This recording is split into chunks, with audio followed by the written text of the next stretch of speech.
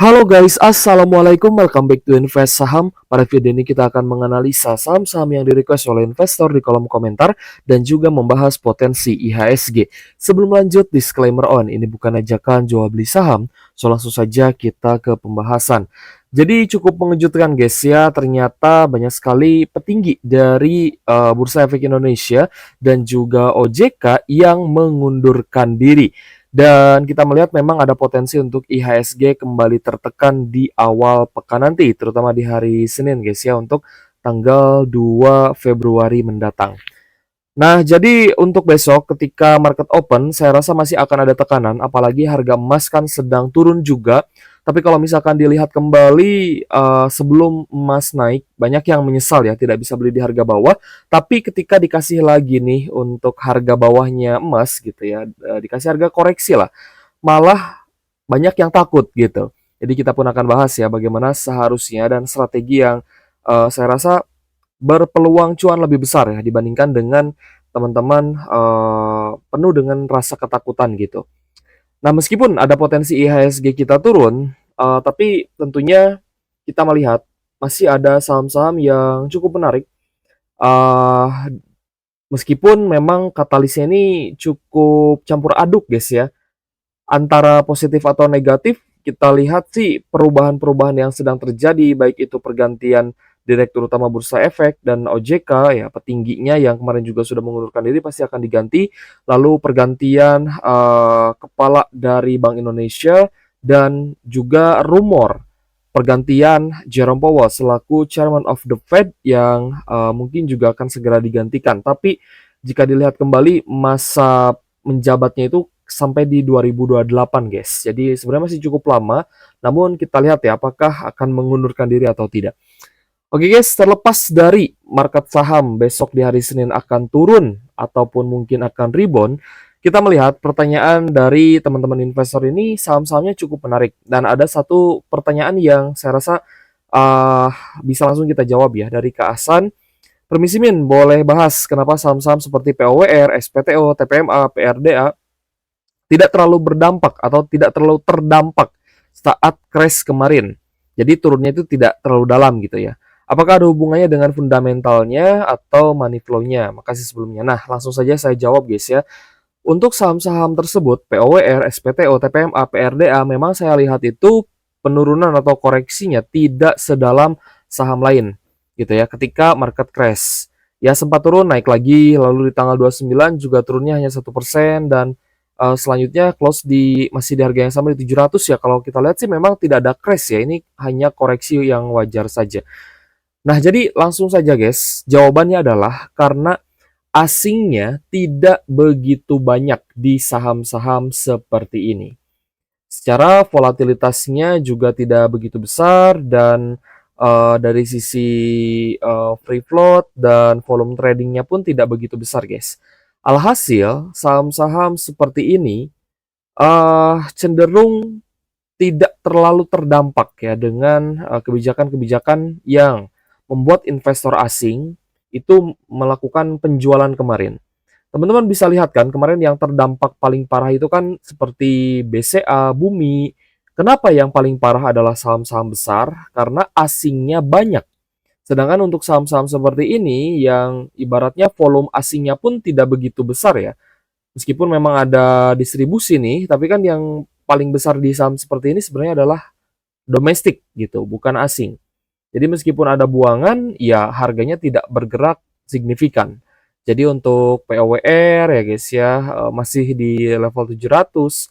Kita pun melihat memang asingnya jualan dengan adanya distribusi, tapi lagi-lagi yang menguasai adalah domestik ya, bukan asing. Jadi alasan ya, salah satu alasan kenapa tidak berdampak begitu besar. Nah, POWR kan di tanggal 30 kemarin itu net sell 6,1 M. Tapi teman-teman lihat memang sebelumnya pun sempat akumulasi dan akumulasinya tidak begitu besar, guys. Ya paling 1,1 M, 1,8 M, ya ini yang paling besar. Rata-rata sih di kisaran 100 sampai 700 jutaan ya. Ya 900 juta sampai gitu, guys. Tapi memang jarang sekali di atas 1 miliar. Dan itu volume yang kecil gitu dari sisi asing. Sehingga koreksinya tidak dalam. SPTO juga sama ya guys ya, tapi yang bisa teman-teman ambil sisi positifnya adalah ketika saham-saham seperti ini membagikan dividen rutin dan profitabilitasnya masih terjaga. Nah, itu yang bisa teman-teman ambil positifnya. Jadi bisa untuk saham defensif yang pertama dan yang kedua rutin bagi dividen. Jadi teman-teman mengandalkan dividen rutinnya dalam melakukan investasi.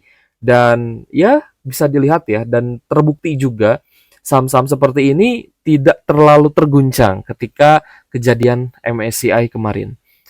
Untuk SPTO juga sama, teman-teman bisa lihat ada distribusi ya, tapi harganya masih tidak terlalu volatil ya. Sempat ada penurunan ke area low di 610 tapi dia langsung naik lagi guys ya. Jadi ya sosok lah untuk saham-saham seperti ini. Kalau untuk trading kurang cocok guys, saham seperti ini ya kurang cocok banget gitu. Karena saham seperti ini tuh cenderung membosankan. Lebih cocok untuk investasi, dividen investing gitu guys. Ya yang simpan lalu kerja gitu. Maksudnya dia tidak pantau market secara berkala gitu. Dia pantau mungkin sehari sekali, sehari dua kali dia beli saham, ya sudah simpan nanti dapat dividen. Ya sudah gitu ya. Harganya naik syukur. Harganya turun dia beli lagi. Jadi kalau prinsipnya dividen investing seperti itu dia lebih terfokus terhadap pertumbuhan portfolionya terlebih dahulu untuk hasil mengikuti gitu. Teman-teman juga bisa lihat guys ya, untuk SPTO aslinya tidak begitu besar, jadi harganya aman. TPMA juga sama. Ini juga saham yang bagi dividen dan memang aslinya sempat masuk guys, tapi sepertinya terjadi net sell kembali sehingga harganya ya kembali lagi ke sekitar MA50 dan memang sebelumnya pun sideways cukup lama di sekitar moving average-nya. Jadi ya seperti biasa lah ya di level tersebut. Kita lihat pun memang asingnya kemarin net sell tapi tidak begitu banyak guys. Jadi ya seperti inilah ya. Nah, ini asingnya kan keluar dia. Asingnya keluar tapi sebelumnya sempat masuk ya impas gitu guys. Jadi tidak terlalu berdampak negatif lah kejadian kemarin untuk saham-saham yang kita sedang bahas ya. PRDA saya rasa sudah cukup berada di level bottom guys untuk saat ini. Jadi ya kalau sudah di bottom tidak bisa turun lagi gitu. Maksudnya bukan tidak bisa turun lagi. Sulit untuk turun lagi karena bisa jadi nih harga dari pengendalinya itu sendiri ya di level sekarang gitu, di level saat ini. Ya dekat-dekat lah ya 2300 2400. Jadi ketika diturunkan pun dia akan diborong kembali gitu oleh pengendalinya. Karena kan biasa ya ada buyback. Untuk PRDA sendiri ada akumulasi dari PD, ZP dan beberapa retail dan kita lihat juga memang ada yang distribusi tapi tidak begitu besar ya. Tidak begitu besar guys. Jadi bisa dibilang santai mungkin ya. Sempat diakumulasi bahkan ketika MSCI itu di tanggal 29 ya. Sempat ada net buy tanggal 28 itu 2,2 M, tanggal 29-nya 1,5 M. Asingnya malah masuk guys di PRDA. Jadi ya dari sisi money flow sebenarnya saya melihat memang ini sudah berada di level bottom sehingga asing pun tidak jual besar-besaran, dia malah masuk gitu ya.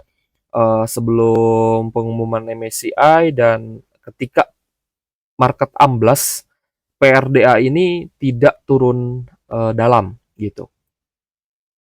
Next ada pertanyaan lagi guys dari Yadita ya, dia menanyakan untuk membahas saham Inet. Inet itu setelah right issue harganya memang sempat naik ya. Ketika right issue naik arah 25%, next day naik lagi 16%, tapi setelah itu dia koreksi. Kenapa terkoreksi? Ya ini kan koreksi MSCI, tapi ketika setelah right issue, setelah naik juga langsung turun lagi. Hal ini biasa terjadi karena harga saham sebelum right issue itu sudah naik. Jadi kalau misal teman-teman trend following nih pas right issue gitu ya, pas misalkan hari H right issue. Nah, teman-teman misalkan baru masuk nih di ARA, misal dapatnya 10%. Karena kan misal teman-teman belinya di tengah-tengah gitu. Lalu next day naik lagi 16%, berarti teman-teman total cuan 16%. Nah, ketika di hari selanjutnya turun, teman-teman bisa take profit gitu. Karena mempertimbangkan harga sahamnya ini sudah naik ya. Menjelang red issue itu sudah naik 177%. Jadi ketika red issue teman-teman dapat 20% atau 26%, teman-teman segeralah take profit gitu ya. Karena ada potensi orang-orang yang sudah cuan ratusan persen, puluhan persen di harga bawah, itu mereka akan jualan di harga atas. Seperti itu, guys. Dan asing yang tadinya masuk sejak di harga bawah juga di 170-an, ini kan teman-teman lihat ya, November, 10 November sempat ada net buy asing, 14 November juga asingnya kembali masuk dengan volume besar, 24 November juga asing masuk, 3 Desember juga asing masuk. Nah, memperhitungkan akumulasi yang sudah terjadi, asing ini berpotensi melakukan penjualan yang masif ketika harganya sudah naik.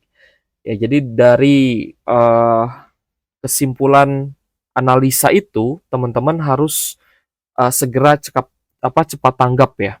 Kalau misal waktunya sudah jualan ya jualan aja, ya take profit aja guys. Kembali lagi disclaimer on, semua keputusan investasi di tangan masing-masing. Sekali lagi pertimbangannya adalah harganya sudah naik, teman-teman belinya itu sudah di harga yang cukup tinggi dan ketika dikasih kenaikan lagi, ya sudah itu rezeki teman-teman. Gitu guys ya.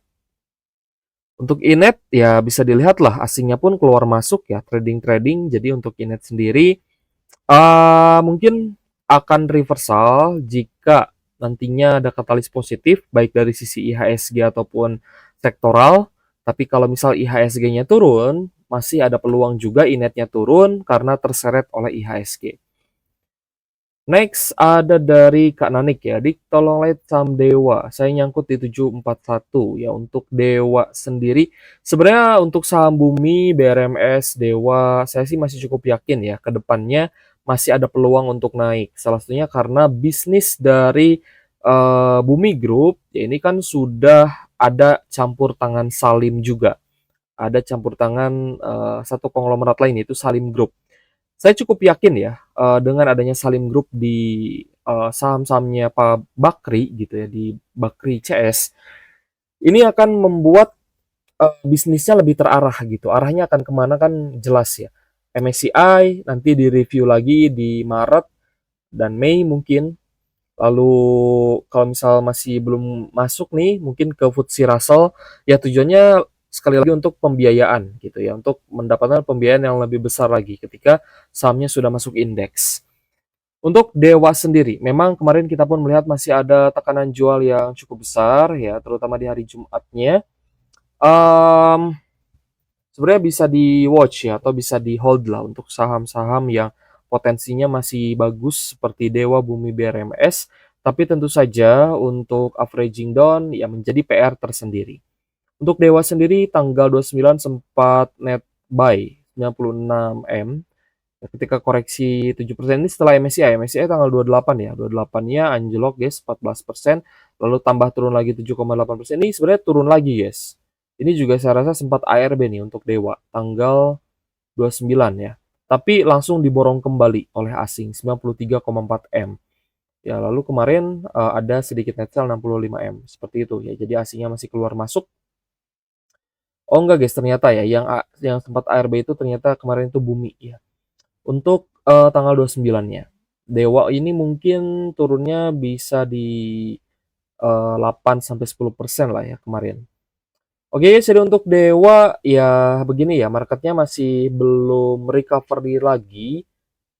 Mungkin sesuai dengan prediksi saya di awal ya, recovery-nya meskipun untuk saham-saham big banks-nya cepat, tapi untuk saham lain bisa naik lagi mungkin membutuhkan waktu beberapa hari atau mungkin bisa beberapa minggu. Itu sudah sempat kita bahas ya di video sebelumnya. Jadi ya harus bersabar teman-teman. Dari Kak Sabarudin ya, tolong bahas saham Bird. Saham Bird juga sempat terguncang guys ya, sempat amblas. Tapi kita lihat mulai oversold dan ada sedikit kenaikan 1,5% di penutupan Jumat kemarin. Close di Rp1.675 per saham. Kita lihat sih cukup netral ya. SQYPX LPD-nya masuk, ini akumulasinya dari domestik, asingnya sih jualan meskipun tidak besar sebenarnya ya untuk saham Bluebird. Teman-teman lihat asingnya jualan tapi di kisaran 300 sampai 900 jutaan saja. Dan sebelumnya akumulasinya sempat bagus. Ya, sempat bagus guys akumulasinya di awal Januari itu sempat oke nih. Akumulasi asing beberapa hari atau beberapa minggu ke belakang itu dia sempat net buy 1,2 M, 1,1 M per hari. Itu lumayan bagus sebenarnya. Jadi untuk Bullbird saya rasa masih ada potensi untuk bisa kembali rebound, tinggal teman-teman bersabar aja. Kalau floating loss di saham bagus, sebenarnya masih bisa averaging down ya, tidak perlu cut loss. Tapi tentu saja butuh kesabaran, ya, butuh uang juga untuk averaging down-nya, dan tidak bisa dipungkiri juga mental sabarnya itu harus lebih kuat lagi gitu guys. Karena kalau misal niatnya trading malah investasi, terkadang juga cukup menggoncangkan mental gitu ya. Kadang kalau minus 10%, ah masih bisa saya tahan 10% nih. Tapi kalau udah minus 20%, wah itu mulai mulai goyah gitu guys ya. Apakah saya masih bisa hold saham ini? Apakah saya harus jual saja? Itu kan pertanyaan yang sering keluar ya. Nah, kalau maksudnya pertanyaan yang sering keluar dari hati gitu ya.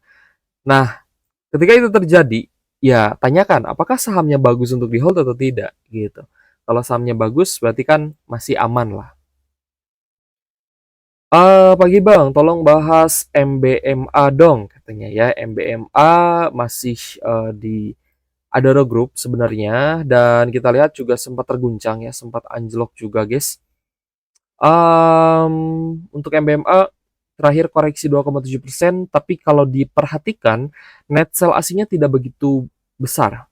Malah BKZP-nya ini masih masuk guys, masih akumulasi.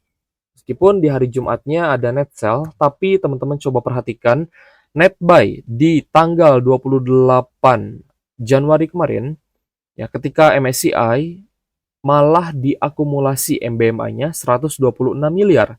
Jadi menurut saya MBMA pun ada peluang lah untuk rebound kembali karena hari Kamis dan Jumat net sell-nya tidak sebesar akumulasi yang sudah terjadi. Alias asing masih pegang barang di MBMA. Itu ya guys ya informasi yang bisa kita dapatkan nih dari money flow MBMA sendiri. Ternyata akumulasi sebelumnya itu lebih besar, masih lebih besar dibandingkan net sell 2 hari sebelumnya. Lanjut, selain MBMA dan ditanyakan juga dari Kak Nunu Maulana, potensi saham ERA katanya ya dan fundamentalnya. Kalau untuk fundamental mungkin bisa teman-teman cek ya, karena kan itu tidak mudah berubah sebenarnya. Kuartalan gitu guys ya, update-nya kuartalan. Jadi bisa teman-teman cek profitabilitasnya seperti apa. Kalau saya sih lebih fokus ke profit ya, net profit margin dan net profitnya itu yang saya lihat. Lalu dari sisi dividennya, lalu juga dari sisi PBV, GCG-nya bagaimana gitu guys ya. Nah itu aspek-aspek yang bisa mencerminkan sebuah saham. Tapi di sisi lain juga dari katalis ya.